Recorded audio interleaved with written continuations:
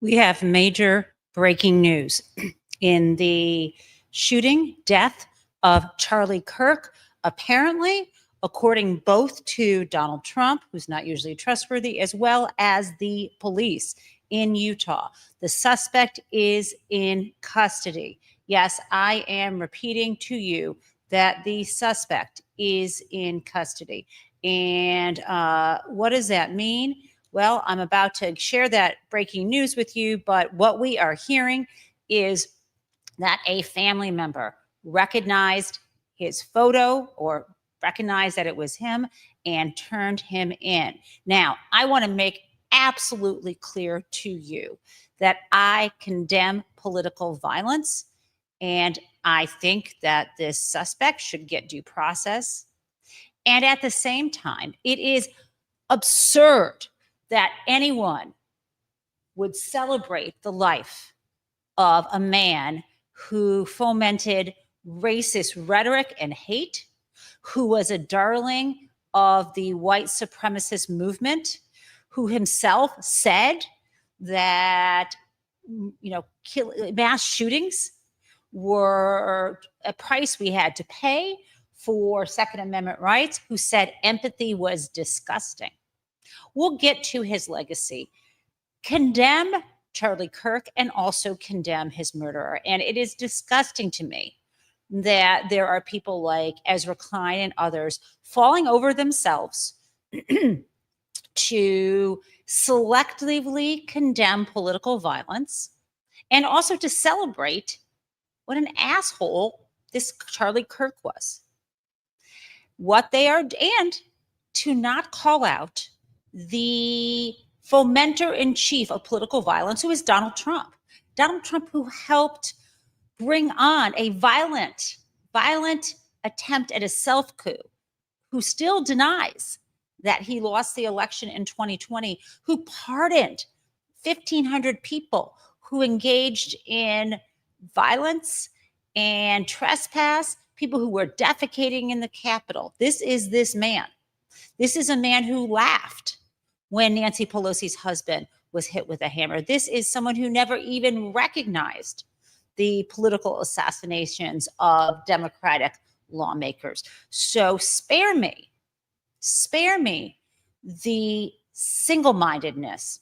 It's really simple to say, I condemn all political violence, and Donald Trump makes it worse. And let me just add for you that after the shooting, Donald Trump is now stirring up hate and violence against people on the left. So our news media is making the world more dangerous for everyone when they pretend that it's okay for Donald Trump to do things that in other countries would put him in prison. Yes, I'm thinking of Bolsonaro. Thank you, Julia. Now, with this, I want to share the screen to see where we are right now on this news. And let's go live. Trump made those statements on television, and so as we've been told yesterday, developments were happening rapidly in this investigation, where we know that resources were brought to bear from nearly 24 agencies, the state of Utah and the FBI leading the investigation here, knowing that we knew that there were teams that had been obviously going through the crime scene here, but also combing through all of the videos, all the photos that had been sent in by the public, and then also interviewing somewhere in the neighborhood of 200 people throughout the course of the investigation up to this point. So guys, I'm going to keep that on the screen for a moment because we don't have any new news yet. I just want you to see that this is breaking news, that the suspect is in state custody.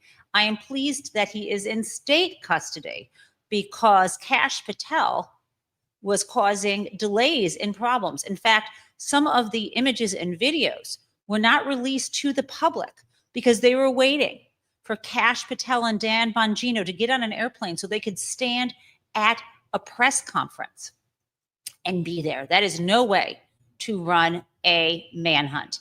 Now, oh, here we go. Let me go, I'm sorry, live to this right now. Here we go. Let's hear what this is. This news this morning and feeling some that had been compiled. You're right to say that that news conference last night really yielded next to nothing, even though Kash Patel, the FBI director, was there on scene for it. There seemed obviously developments, big breaks overnight. But talk to us about what I'm going to do now. so far. And I am now, guys, I am not sharing that for a moment.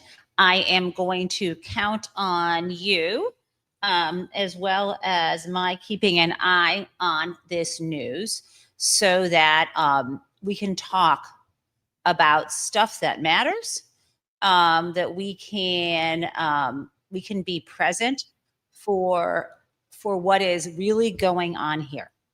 So there's a lot to talk about. I took the day off yesterday because I thought it was appropriate to give this murder some space. And I didn't want to be part of the talking heads who were spending the entire day yesterday over and over obsessed on this and ignoring a school shooting in Colorado, ignoring all the other senseless murders since Sandy Hook when we could have solved this problem. So I will keep my eye on this to see whether we do actually get any kind of, oh, I see, great. There is going to be a 9:30 a.m. press conference, guys. So we will go to the Utah State Police press conference at 9:30. So stick with me now and we can talk more together here. And again, I'm going to put a banner up that says breaking, I'm going to say breaking news, suspect caught, press conference at 9:30 a.m. In Kirk murder. Okay. And I'm adding that banner. Okay, is that too big? I don't know. Okay, guys, and I am going to put the comments on stage. So this is where we are. We are, as noted, friends, we are now waiting for the press conference at 9:30. And I want to use this moment, though, to talk about the other news I wanted to. But first, as I said, you do not, just because someone was murdered, suddenly act as if they were a good person in life.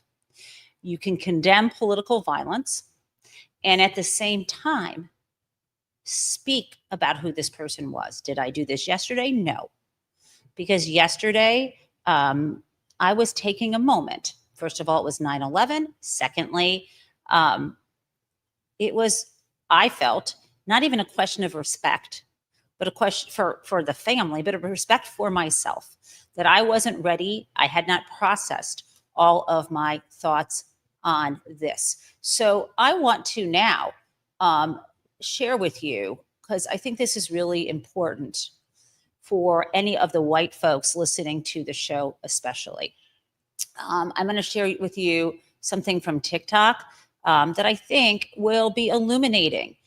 Maybe you're not someone who's saying great things about Charlie Kirk, but in case you have that urge, I would discourage it. So let me share with you, share this with you from a creator on TikTok.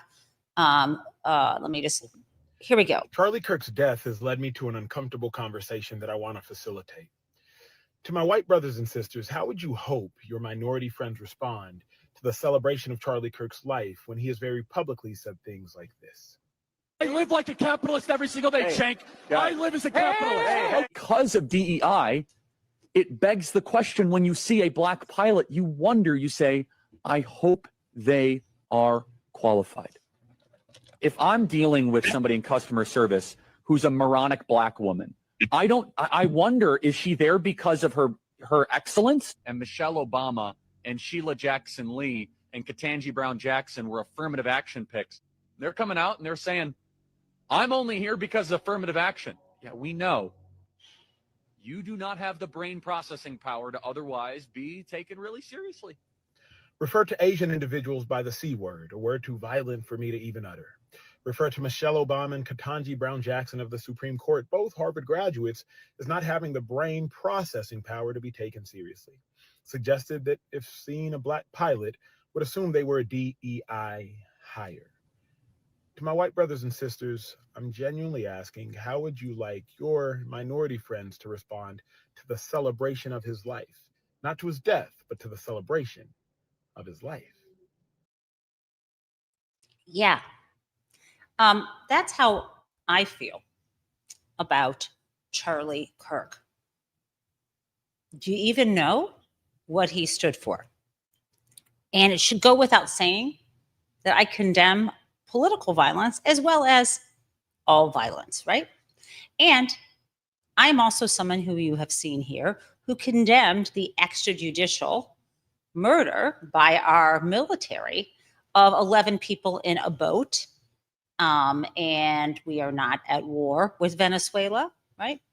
I have been repeatedly someone who condemns violence. And I want to make that absolutely clear.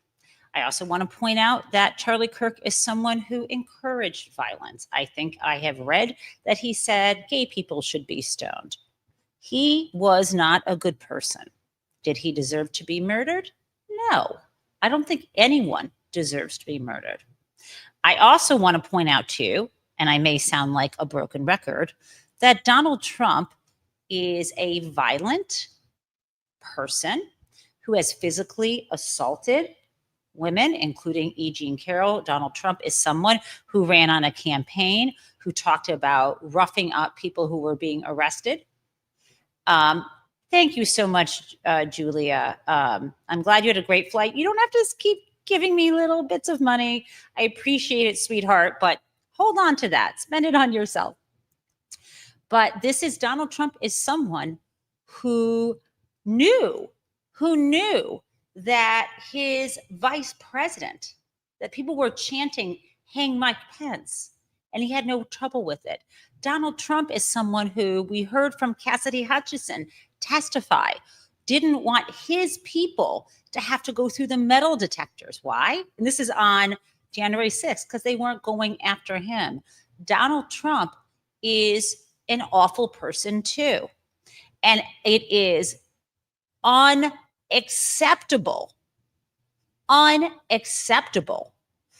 that there are people who are supposed to have brains who are now lifting up Charlie Kirk as a saint.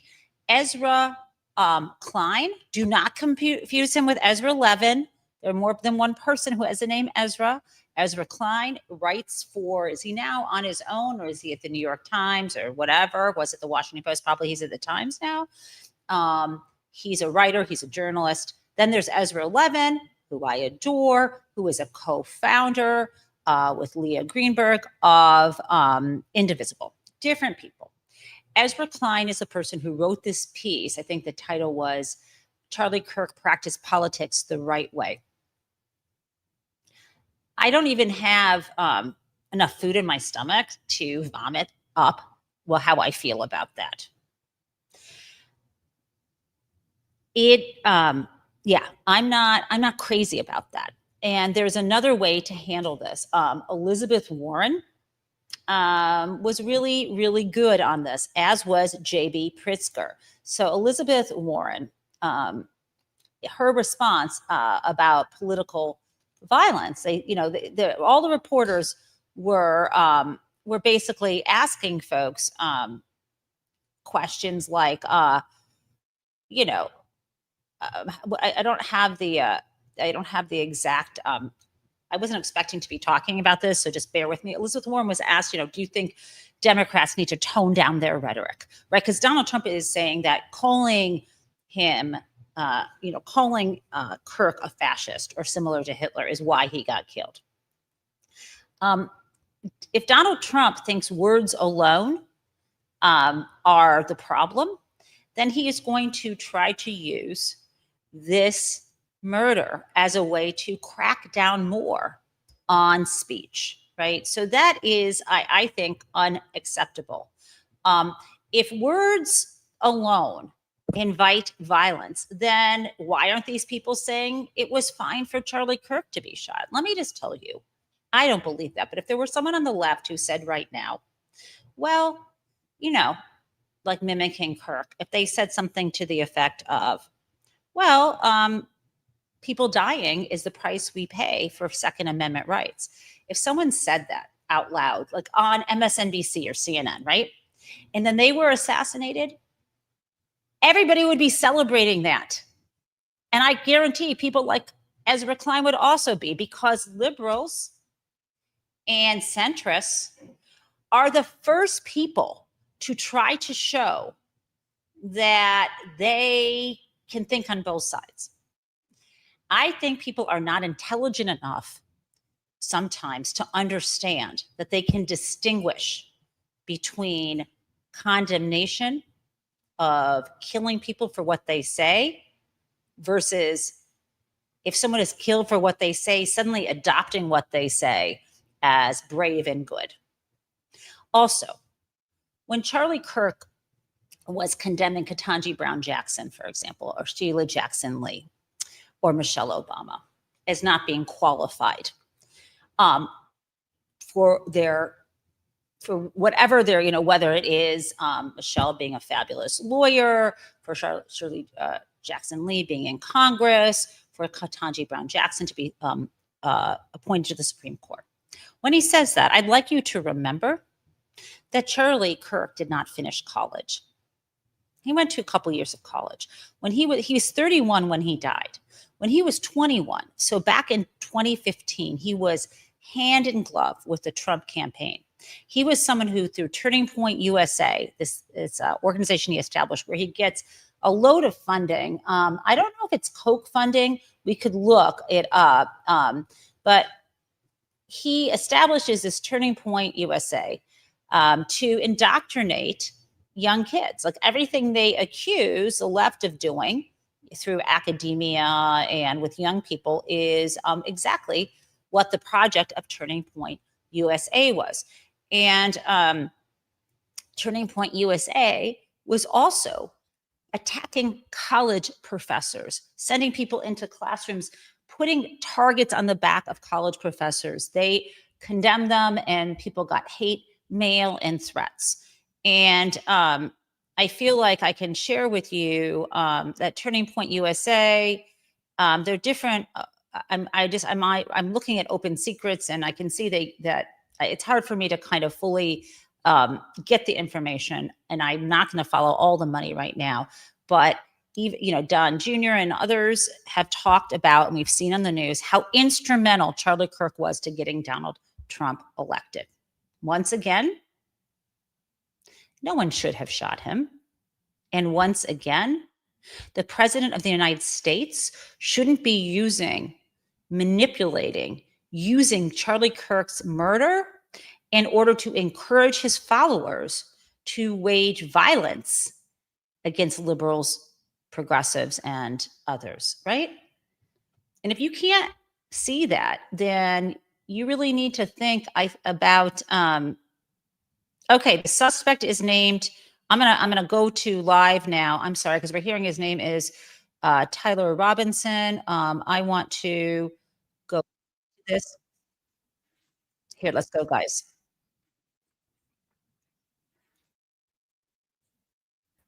The suspect in custody with police. We're waiting this press conference expected in a short time. Okay, his name press conference is Tyler due to start at 9:30 Eastern time. Robinson. We will be taking it live here on Okay, MSNBC. guys. I'm going to stop sharing that. Okay, so I want to let you know that if you're just joining me now, there has been, as you have just heard, I guess I'll share the screen in silence. There has been a suspect taken into custody in the shooting death of Charlie Kirk. And his name apparently is Tyler Robinson. And of course, what I will be doing now, which is what I'd be doing if I weren't live with you, is I will be talking and also Googling who is Tyler Robinson. We're hearing, of course, as you did, that a family member turned him in. Okay, so who is Tyler Robinson? I don't know, but I am pulling some information up right now. And we know that he's 22 years old. Tyler Robinson is in custody. He is the alleged shooter of Charlie Kirk from Wednesday. He is a Utah local, is what we're hearing. You know, I know there was $100,000 reward. I'm hoping that his family member who gets that reward uses it for his criminal defense. Everyone is entitled to due process, and he is sure as hell going to need a lawyer because they are seeking the death penalty in this case. I'm looking forward to this press conference. I'm glad that this man is in custody. I think he was a great danger to others, if not himself. And I think it's really important for the truth to come out.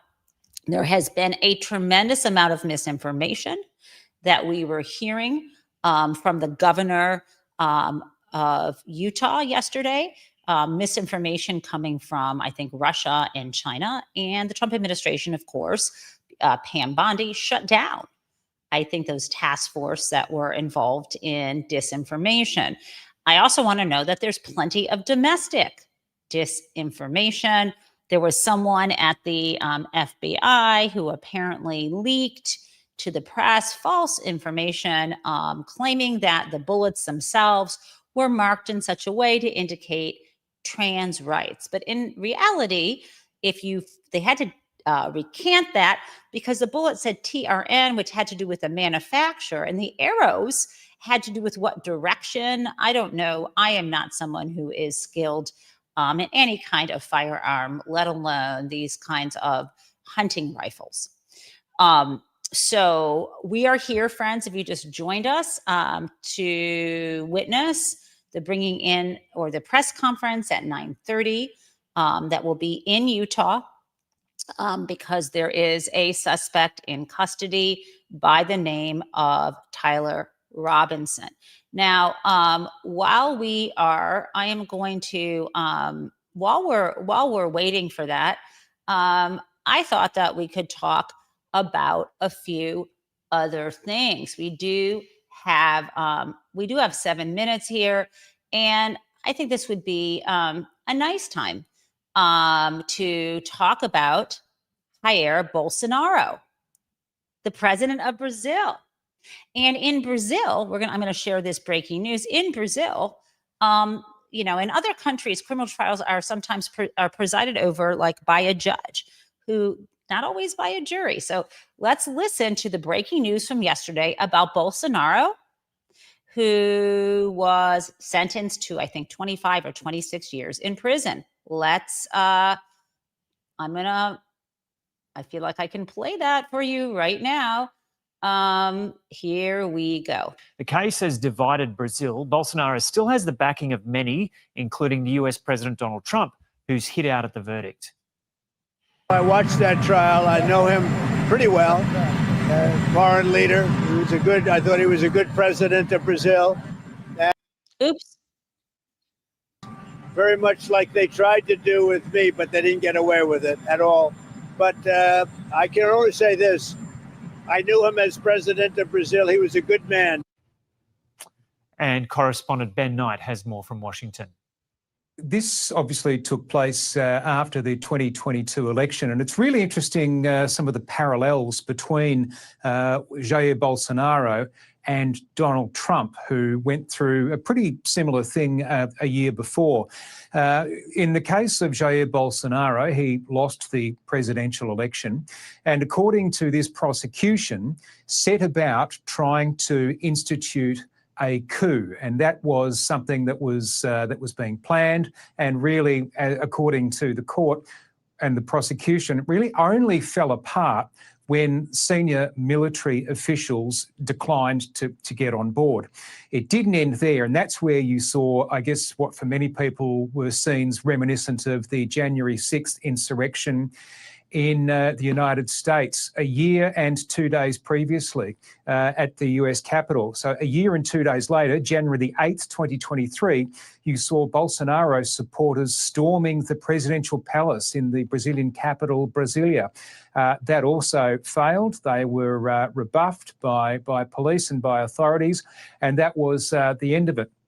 And it's also worth pointing out that Donald Trump and Jair Bolsonaro had been pretty close to each other through their presidencies. They really did. They did form a bond. And Jair Bolsonaro, you could argue, really modelled himself in many ways on Donald Trump. They both rode a wave of populist. Okay. So you get the idea. I want to now turn to, because we just got a couple minutes, turn to make sure that we know what's going on. I want to share this screen for you as we approach this press conference. What you're obviously seeing here is that we're going to have a 9:30 press conference. It will be live from Utah. I don't know who is going to be speaking. The person who's in custody is Tyler Robinson. Although I was Googling to find out more about him, I'm not going to share information that is suddenly popping up about this suspect because that would be irresponsible of me. We're going to be learning so much more in a couple of minutes here.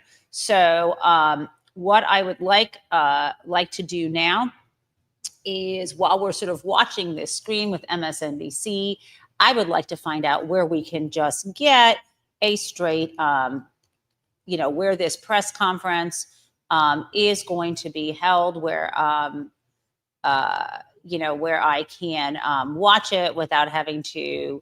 I see. Maybe I'm wondering if the FBI will have it, or the Utah State Police. I'm trying to find that for you right now, because I would like to bring that up so we really don't need to. Let's see if I can find this. I would like to be able to watch. Well, I think we're going to be kind of stuck, guys, watching. I think we're going to end up watching live on MSNBC, because right now I'm not able to get some other feed at this moment. So I hear Jonathan Lemire is talking, and I'm not entirely sure who is there with him.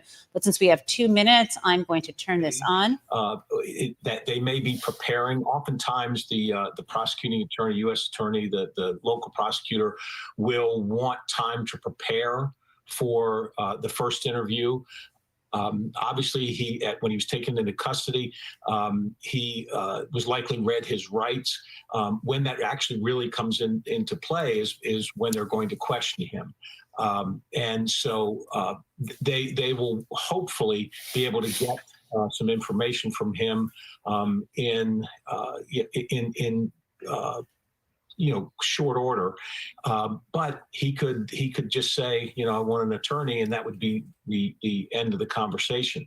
Mm-hmm. I think there's also, now that they have him in custody, the next step furthers the investigation in terms of getting on this individual's computer, getting on his phone, seeing what evidence there is there. I hope folks understand that this actually happened fairly quickly. I mean, this is the kind of case that could go certainly days. Back over 20 years ago, when the Beltway sniper case I was part of that investigation. That went 3 weeks before we got the tip that led us to the identification of the individuals involved. As soon as they put out these photos, these images that you're seeing now, I knew that it was just a matter of time before someone would be able to call in and say, I know who this individual is. And so that was an important decision made by the investigators to put those out. And I knew that it would result in an identification fairly quickly. Likely, they got this information last night. They planned an operation to take this person into custody. I guess they got some help, based on what I've heard, that that a family member said yes, that he's here. I'm sure that there was coordination so that they can take him into custody safely, for everybody's safety, law enforcement's and the safety of the suspect as well. Tom, we'll just heads up, we'll interrupt you if the news conference starts. It has not yet there in Utah. Talk to us about security in this heightened moment, the security that will frankly be necessary for the suspect, particularly if he's indeed charged, but also for other public officials, lawmakers on Capitol Hill. We had some reporting earlier in the show about how so many of them have expressed real concerns about their own safety right now in this rising moment of political violence. Talk to us about what you think is necessary. You know, when I was the chief of the Capitol Police, in the last budget, and that was just earlier this year, I testified in front of both the House and Senate Appropriations Committee, and I talked to them about what was needed. That while the members of Congress are working at the Capitol, they're as safe as they can be. But it is when they are not at the Capitol, when they are at their residence in D.C., when they're traveling from D.C. to their home state, when they are at their home residence, when they go out to events in their home state. That is when they are most vulnerable. And so I talked to the appropriators about strategies that we could put into place that would heighten their security at least somewhat. It's interesting that many of the elected officials, express their desire to have better security, but then when they're offered different opportunities to enhance their security, they don't take advantage of it because they say, well, I don't need that, or, it'll make it look, to my constituents like I'm wasting taxpayers' money. I mean, I've heard these things directly from members of Congress, but this is not just members of Congress now. This is every elected official, state, local, and federal. The fear is there. And because we've seen so many instances of folks being attacked, and we've also seen instances of just basically, I'll call it domestic terrorism, when folks are swatting elected officials' homes, when they are, you got folks that are showing up at 2 o'clock in the morning and banging pots and pans outside their homes. This puts fear into not only the elected official, but their family. And these are things that are increasing. And I just heard yesterday that, and I used to keep close track of the number of threats against members of Congress, and I saw that just grow exponentially. And in 2025, right now they're looking at probably about a 50%. So guys, as we're waiting, I've been reading now in the news that Tyler Robinson, who's 22 years old, according to a CNN news report, we are hearing that he confessed to his father, and his father contacted authorities to turn him in, and that his father kept watch over him until that happened. I don't know much more than that at this point. And so here we go. Sorry. This conference, I don't know if this is a sound check. Nope, we're good. We've been talking a lot about that picture of the suspect walking up the stairs on the campus of the university and accessing the roof. Do you have any more information on whether or not this school is sort of locked down like most universities where kids have to use a pass to get into doors and stuff like that, and how somebody would be able to gain access to a roof so easily? Yeah. So, friends, I want to I want to share with you before we get to the actual live press conference. Thanks for joining me.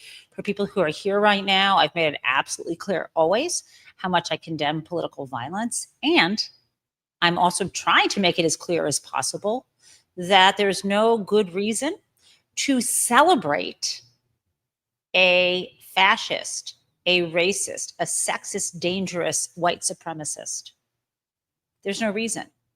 He said terrible things to indoctrinate kids and to stir up hate. And I think it's powerful to say that. Of course, you didn't hear me talking about that on the day of his murder or even yesterday. Again, not out of respect, but how I felt that I wasn't ready to say anything. And I think this is maybe my sense of human nature.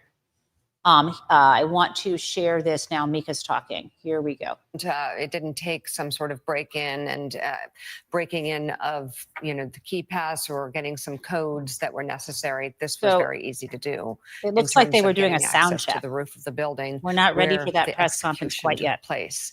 We're going to take a quick break. We're waiting for this news conference to start again for more. Okay. I'm stopping that for a moment because they're taking a break and that's making me nervous. So maybe I will go over to another station right now on my YouTube TV. Here's my friend Ellie. Let's do this.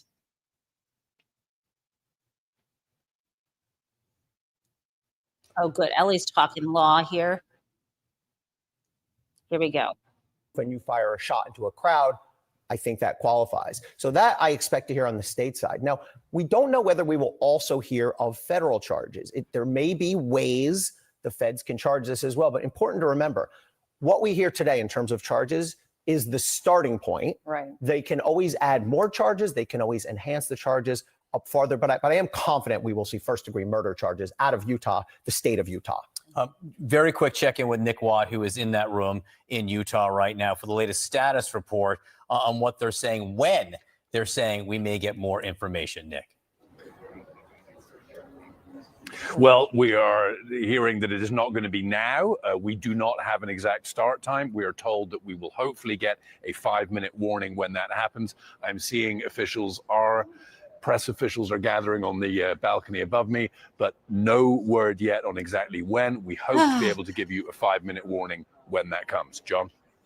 All right, here's what we're going to do then. We've got this team of reporters and analysts standing by. We're waiting for this news conference. Every minute that passes, we get new information in, which informs us as what we are likely to hear. But the big news coming from the president, they say they believe they have a suspect in custody in the killing of conservative activist Charlie Kirk. News conference straight ahead. Stay with us. Okay. So, I think that I want to stop sharing that. I guess what we know right now is we're going to get a 5-minute warning. And I think that's good.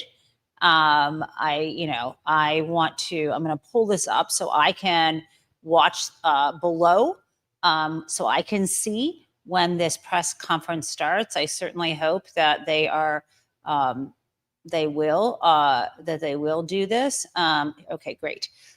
Great. So I can see on my screen, if you're just joining me, we are here monitoring when a press conference will start in Utah because a suspect is in custody in the shooting death of Charlie Kirk. What I know so far, which I believe is credible reporting, is that Tyler Robinson, age 22, is from Utah, that he turned himself into his father. That may be because Tyler may have known that he is recognizable by a family member, by his physique, by the clothing, and so on, and that his father kept him with him until the official arrest was made. What we also know here is that Charlie Kirk was a voracious racist who encouraged violence against gay people, who questioned and aggressively condemned the intellectual strength of a numerous people, especially of Black women, that he had tons of funding, which allowed him to create a nationwide organization on college campuses that targeted professors based on their speech. So it wasn't, and misogyny, of course, that for people saying, oh, that he just believed in debate and why couldn't we resolve our issues by debating each other? But he was someone who didn't actually, his organization wasn't someone that stood for free speech. It stood for bringing down and putting targets on the backs of academics and getting them fired. Furthermore, I am a proponent of free speech, and I also think that there are topics like if you say all Jews, I'm Jewish, I'll say all Jews should be, Hitler should have finished us off, or Jews deserve to die, or women, like Trump said, it's not a crime if a husband just gets in a dispute with a wife. I condemn that. I think that is speech beyond the pale. Are people entitled to say that? Yes. However, I don't think we should applaud people who attack others without data, without justification, designed to create hate, violence, and apartheid in our society. Our country has a long history of racism. Specifically, let's remember 400 years of chattel slavery in this country. We have people like Charlie Kirk and people like Donald Trump trying to and successfully rolling back, and John Roberts, of course, rolling back legal rights, rolling back acceptable social commentary and content designed to restore a hierarchy which was present at our founding, where white male property owners did not have to respect any financial, any economics, physical, or any other rights of others, right? And that is not the world I want to live in. And it is telling to me that someone like Ezra Klein, a white male, jumps at the chance to start typing on his computer about how Charlie Kirk did politics in the right way. Is there no other way for people to shut the fuck up for a day like I did and give some thought before you jump out and make an utter ass of yourself? This whole old boys network where I'll smoke a cigar with you in the back room and, hey, I don't love your racism, but buddy backslapping, we're all a bunch of white guys who Charlie Kirk thinks they're all smart. No, it's disgusting. And yes, no one should have shot the guy. I mean, isn't that something we can say? I mean, we are now in a world where, again, Donald Trump, did he lower the flags to half staff when when there was a double assassination in Minnesota, where we have a lawmaker and her husband, and then a lawmaker murdered, and then a lawmaker and his wife. I'm deeply offended. Minnesota House Speaker Melissa Hortman was murdered. Trump didn't condemn the man who was a member of MAGA, a angry, violent, right-wing, conservative MAGA Trump supporter. Doesn't say a word about that. And then John Hoffman the same night, and his wife shot, targeted. And nothing. Okay, what do we have? I'm gonna see. We're back on CNN. Let's hear what we have. Really, it was that release that put the crowdsourcing and the public identification of this guy into high gear. This That is was Andy McCabe. That was going all in, and it paid dividends, right? Because I think we don't know this for sure yet, but ultimately, when this story is completely told, I would expect that the relative or the father of this person is. I'm sorry. There was somebody who said, how did I know the killer was a Republican? I'm not talking about Charlie Kirk's killer. I am talking about the person who killed Melissa Hortman and her husband in Minnesota. We know this because it was reported on that he was a Trump supporter. Let's go back to this commentary right now because we're about to have a press conference. No, he's 22 years old, born in 2003 from Washington, Utah. So, you know, he is within the realm of, college age. And that's did I say Wisconsin and not Minnesota? I think, from the scene of the crime. We've seen that map, and if we can get that up again so people can see, Washington, Utah is in the southwestern corner of the state. You can see Orem, where Utah Valley University is, right there in the middle, not far from Salt Lake City, about 250 plus miles, a 3.5+ hour drive there. Right. Very quick point, if I could. The fact that he's 22 is significant. That means he will be tried as an adult, right? It could have been, based on those photos, maybe he could have been 17 or something. So we would have had maybe juvenile issues, much less penalty. He's an adult. He'll be tried accordingly. So they announced. So we're waiting for the announcement, and we're waiting for what we're going to be hearing in this press conference. You were talking about charges. What charges this person will first face? What's going to be the first court action we're going to hear? So in all likelihood, this will start in the state court, I would expect, because again, it's a more direct, straightforward charge if the first degree murder charge in Utah.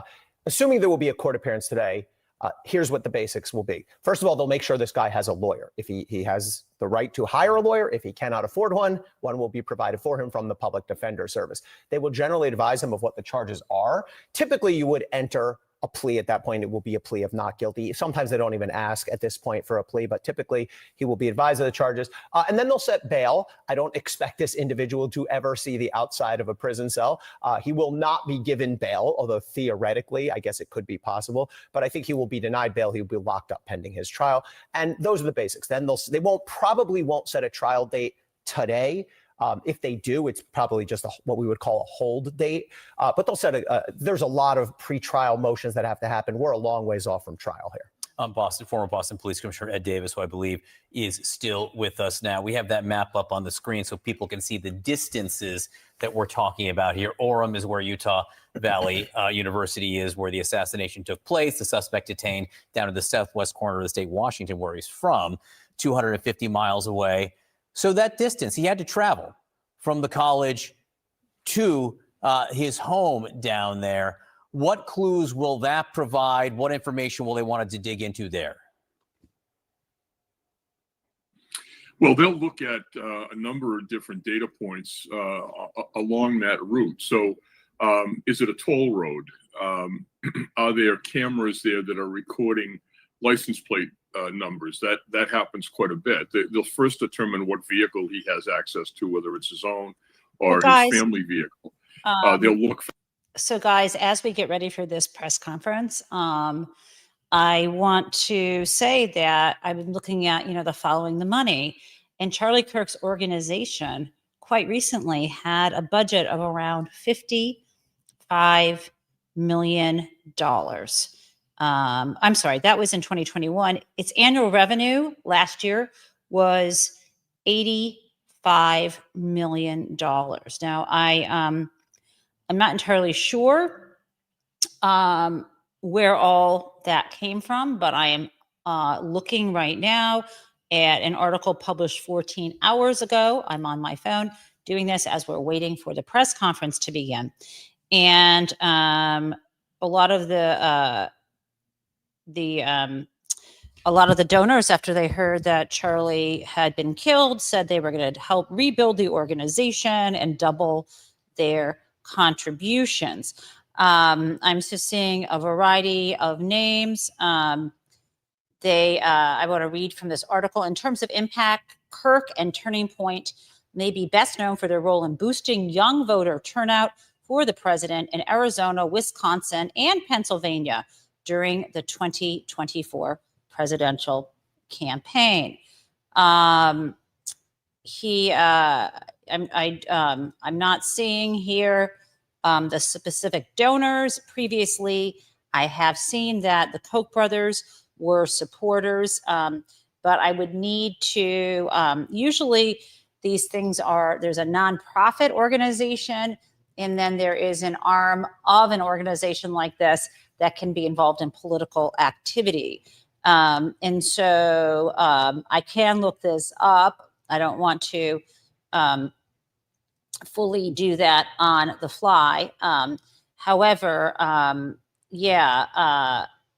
there are, it looks like, I mean, it's going to be kind of difficult for me to find that, but I want to let you know that his organization has been radicalizing young people and creating hate. Let us get, I think we're about ready for that press conference. And that the son made statements that appears to have been interpreted by the father as a confession that indeed he had carried out the shooting. Again, this is what we're told by sources, and we'll find out more from law enforcement soon. Now, we don't know whether since he has been in custody, he's been getting questioned by the investigators. We don't know whether he's made any further statements, whether he's cooperating at all.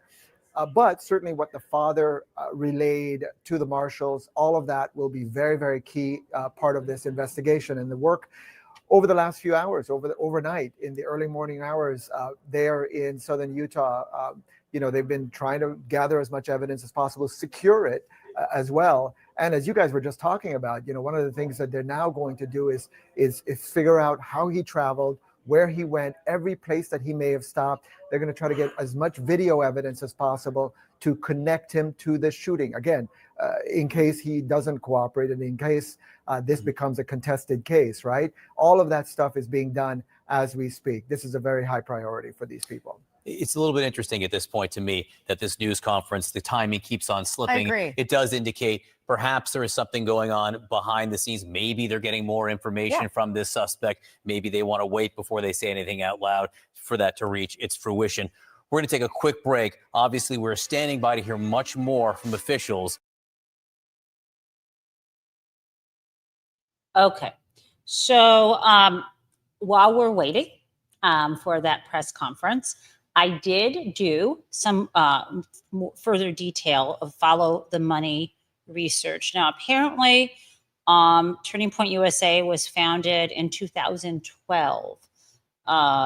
So that was, if Charlie Kirk is 31 now, he was only around 18 at that time.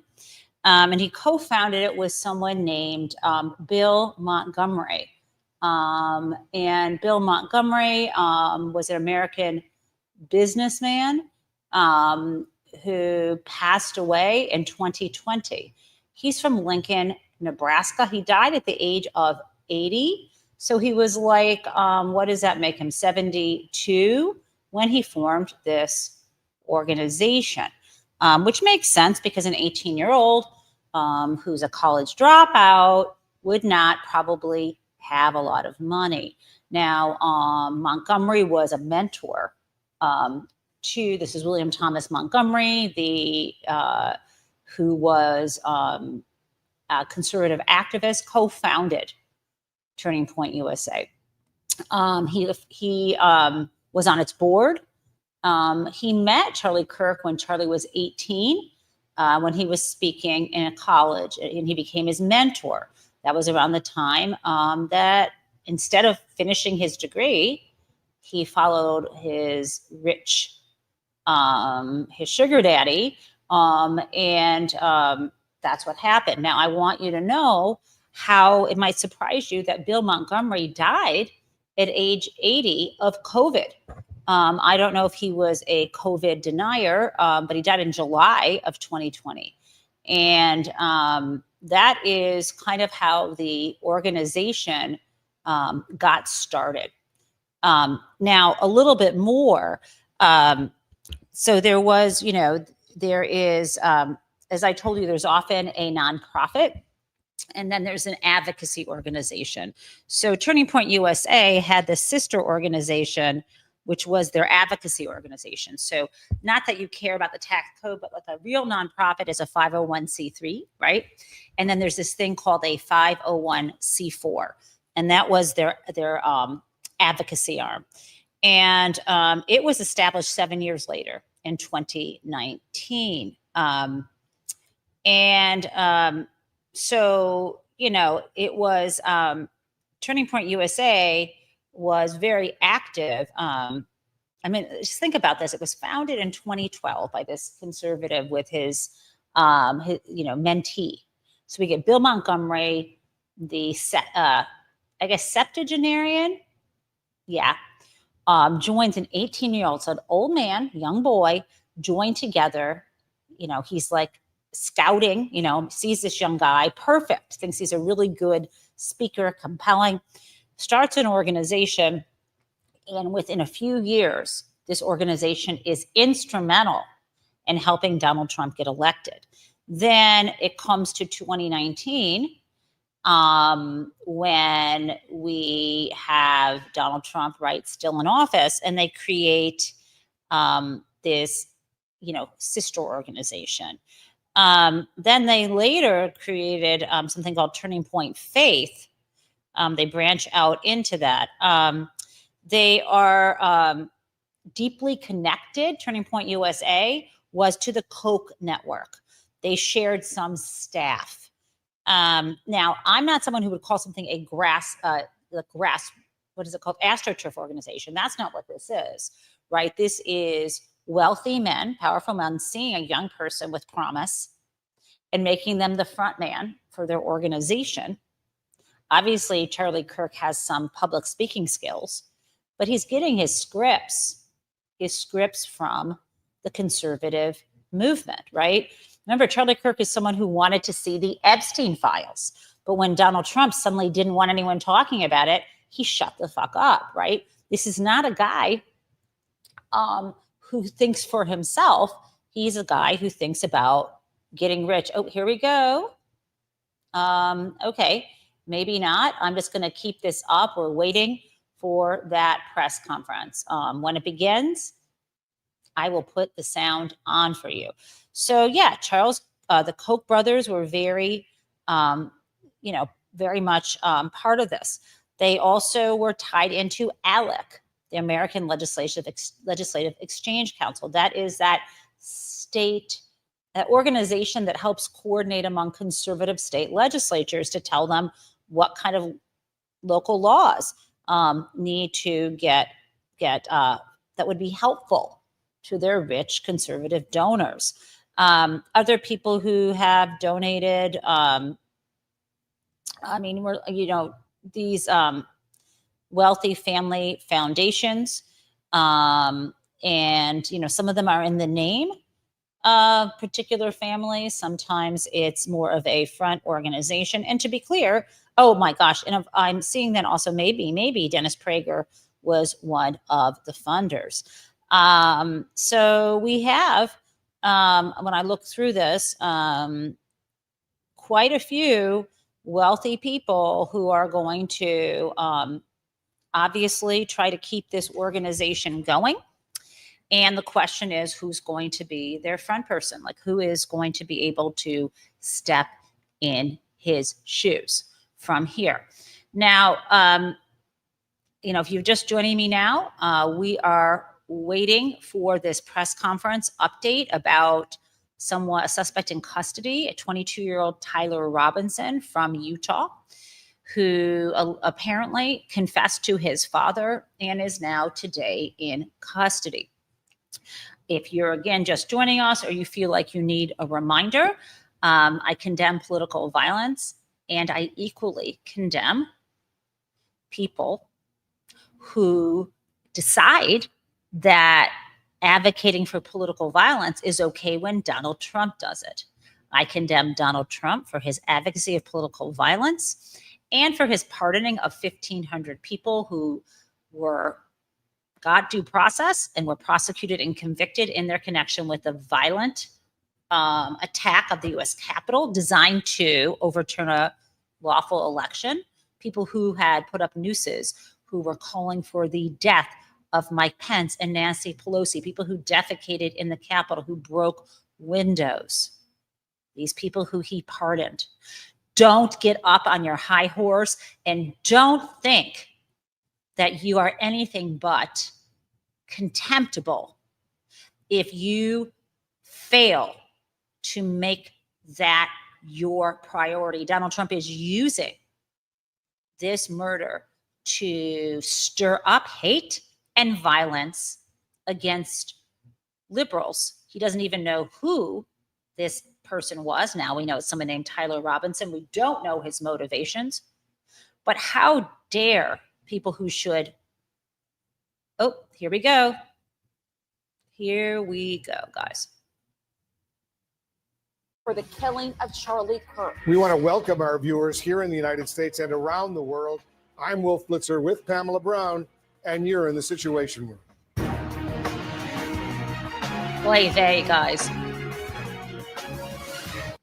I really don't. I'm not a big fan of Wolf Blitzer, so I may have to switch, guys, back over to MSNBC because well, you know what? Maybe I can. Yeah, I just don't think I can handle Wolf. And I want to let you know that in real life, like when you're standing in a room with Wolf, I mean, he's a, I'm not condemning him as a person. I just want you to know that when you stand in a room with Wolf Blitzer, he shouts when he's just standing there. Let's see if I can get this live. Okay. Great. I think I've got MSNBC back on because I just can't do Wolf. Okay, let's listen to what we hear here. By one of the press folks who came out when I tried to ask a few questions, that we would get all the details once officials came to the podium here. And so we do expect to see the governor of Utah, along with the Department of Public Safety's commissioner, coming here alongside the director of the FBI, Kash Patel, and the special agent in charge of the Salt Lake City field office of the FBI. They have been working, the FBI and the state, together on this investigation really since the earliest hours after the shooting happened here on Wednesday afternoon. And to our understanding, at that point, the effort to figure out who exactly the suspect, who exactly the shooter was in this case, really began in earnest. And so much of it was focused on the ability to gain access to images from the campus here. Obviously, this is a large university. Okay, guys, I was told that, let me mute this. We can just watch the, this AP feed. If I can just, I'm going to mute it for a second. Okay, we don't need to then have any other commentary. So, breaking news, we are waiting for a press conference that was supposed to start at 9:30 in connection with this suspect who is in custody. His name is Tyler Robinson. And his name is Tyler Robinson. And he is 22 years old. What we are hearing is that he was brought into custody, I think today, that he confessed to his father, and his father kept him nearby. So I am, hold on one second, breaking. I'm going to type this in, press conference. Here we go, guys. Here we go. Good morning, ladies and gentlemen. At today's press conference, we will hear from Governor Cox, FBI Director Kash Patel, and Sheriff Mike Smith. We also have with us Utah DPS Commissioner Bo Mason, Lieutenant Governor Deidre Henderson, FBI Special Agent in Charge Robert Bowles, and local and federal law enforcement partners. Following the remarks today, Governor Cox, Director Patel, and Commissioner Mason will take questions. Thank you.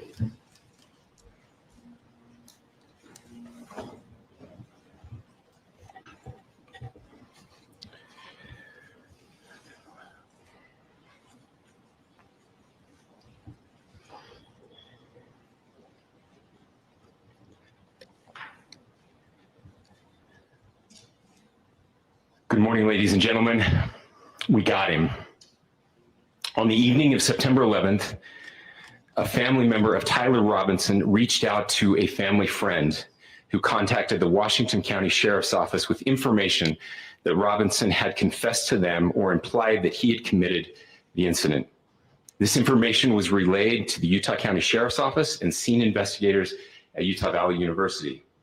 This information was also conveyed to the FBI. Investigators reviewed additional video footage from UVU surveillance and identified Robinson arriving on UVU campus in a gray Dodge Challenger at approximately 8:29 a.m. on September 10th, in which he is observed on video in a plain maroon t-shirt, light-colored shorts, a black hat with a white logo, and light-colored shoes. When encountered in person by investigators in Washington County on September 12th, in the early morning hours, Robinson was observed in consistent clothing with those surveillance images. Investigators interviewed a family member of Robinson who stated that Robinson had become more political in recent years. The family member referenced a recent incident in which Robinson came to dinner prior to September 10th, and in the conversation with another family member, Robinson mentioned Charlie Kirk was coming to UVU. They talked about why they didn't like him and the viewpoints that he had. The family member also stated Kirk was full of hate and spreading hate. The family member also confirmed Robinson had a gray Dodge Challenger. Investigators identified an individual as the roommate of Robinson. Investigators interviewed that roommate, who stated that his roommate, referring to Robinson, made a joke on Discord. Investigators asked if he would show them the messages on Discord. He opened it and showed several messages to investigators and allowed investigators to take photos of the screen as each message was shown by Robinson's roommate. These photos consisted of various messages, including content of messages between the phone contact named Tyler with an emoji icon and Robinson's roommate's device. The content of these messages included messages affiliated with the contact Tyler, stating a need to retrieve a rifle from a drop point, leaving the rifle in a bush, messages related to visually watching the area where a rifle was left, and a message referring to having left the rifle wrapped in a towel. The messages also refer to engraving bullets and a mention of a scope and the rifle being unique. Messages from the contact Tyler also mentioned that he had changed outfits. I know there's been speculation as well as to the writing on those casings, those bullet casings, and I believe we have that as well. And I'll share that with you now. So the area north of Campus Drive Road where the suspect crossed over, you saw some of that in the video that we released last night, consists of a grassy area with trees on the edge of the UVU campus. Investigators discovered a bolt-action rifle wrapped in a dark-colored towel. The rifle was determined to be a Mauser Model 98 30-06 caliber bolt-action rifle. The rifle had a scope mounted on top of it. Investigators noted inscriptions that had been engraved on casings found with the rifle. Inscriptions on a fired casing read, "Notices, bulges, capital OWO, what's this, question mark." Inscriptions on the 3 unfired casings read, "Hey fascist, exclamation point, catch, exclamation point." Up arrow symbol, right arrow, and symbol, and 3 down arrow symbols. A second unfired casing read, "Oh Bella Chow, Bella Chow, Bella Chow, Chow Chow." And a third unfired casing read, "If you read this, you are gay, LMAO." We are indebted to law enforcement across the state who's worked seamlessly together, local law enforcement, state law enforcement, and our federal partners with the Federal Bureau of Investigation. We're grateful for everyone who worked together in such a short amount of time to find this person and to bring justice. I want to thank the public who has been so engaged, reviewing videos, helping us with sending in tips, and helping us get to this point. I want to thank the family members of Tyler Robinson who did the right thing in this case and were able to bring him into to law enforcement as well. I especially want to thank the family of Charlie Kirk, Erica, Charlie's parents, his children.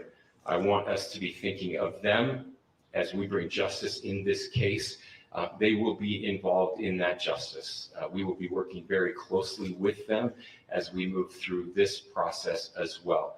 This is a very sad day for our country, a terrible day for the state of Utah, but I'm grateful that at this moment we have an opportunity to bring closure to this very dark chapter in our nation's history.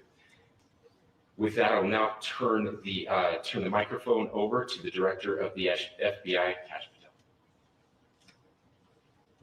Patel. Oh, God. Thank you, Governor. This is what happens when you let good cops be cops. The FBI and our partners are proud to stand here today together to bring justice to the family of Charlie Kirk and honor his memory. I want to express my deep gratitude to President Trump, the Vice President, and the entire White House who have been so incredibly supportive with both resources and just personally to the FBI as a team. They had our backs the entire way, and I just want to express my gratitude for giving us the resources we need to operate in this space to bring this sort of justice at this sort of speed. In 33 hours, we have made historic progress for Charlie. Governor Cox, our partnership has been absolutely incredible these last few days. Our partnership will endure. Your state and local partners, your sheriffs, your DPS community has been unbelievably impressive in the hardest of times. And a case like this cannot be solved, cannot be brought without partnering with your state and local authorities. The FBI has a certain role to play. We will play that role, and we will lead out for the federal government. Governor Cox, we are so grateful for your state partnership that led out on this investigation. A little bit of the timeline. Charlie was shot at 12:23 p.m. on Wednesday. The first FBI agents arrived on scene in 16 minutes with chiefs of police at 12:39 and secured the scene. The FBI immediately launched fixed-wing assets. We utilized these assets to transport personnel, specialty tech. Guys, I'm not really interested in these details. If you want to listen to Kash Patel patting himself on the back, you go ahead.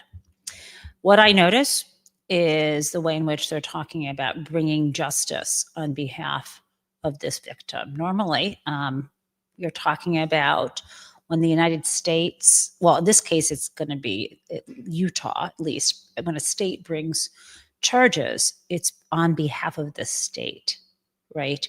That we are thought to be all victims of violence. And I notice the emphasis here with talking about vindicating or they didn't say avenging or vindicating, I'm sorry, bringing justice for the victim. Yes, victims' rights really matter. Where are the Epstein files? What's about the justice for victims? I care about it. It's important. And I'm noticing here they seem to care. And there doesn't seem to be expression about public safety and so on. Now, I'm going to let you go on with your days. We went a little bit over. I appreciate you all. I will see you on Monday. Hopefully we can return to demanding the Epstein files, standing up for those victims. And also, hopefully we can talk about the dangerous way in which our leaders on both sides of the aisle, too many of them, and our press are going to try to use acts of political violence in order to create violence against their enemies. This is something that must be focused on and called out. It cannot simply be that we point to this one person, this one suspect, Tyler Robinson, and say what Tyler Robinson did here would justify violence against anyone who would hold his same beliefs. That is Donald Trump's mission. And remember before, as I said, Donald Trump is the chief proponent of political violence. He pardoned 1,500 people who were convicted in connection with a violent attempt at a coup.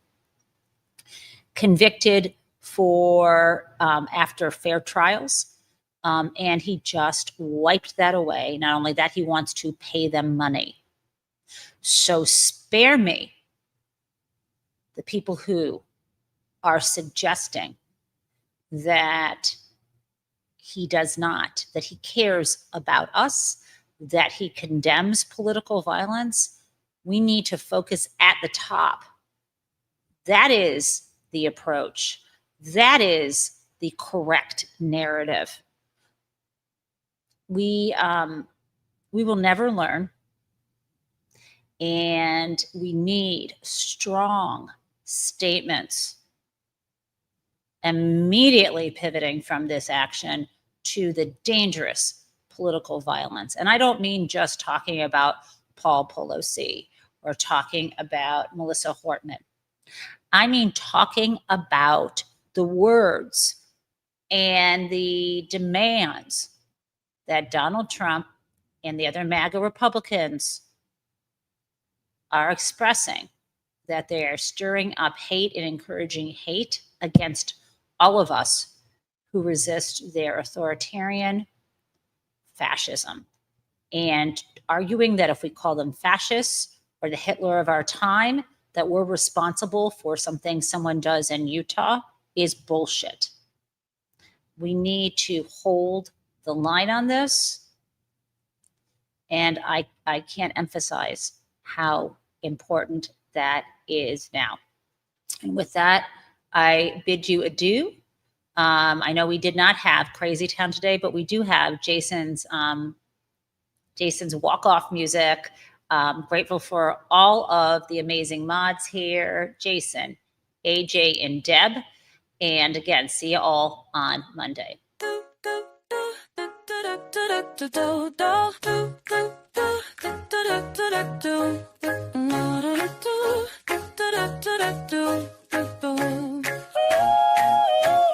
Hello, prison mates. It's the Gen Taub Show, where welcome everyone. Let's learn about what is happening in politics yesterday and today. There is hope, and we are together in this democracy we work for. And again, welcome to the Gen Taub Show.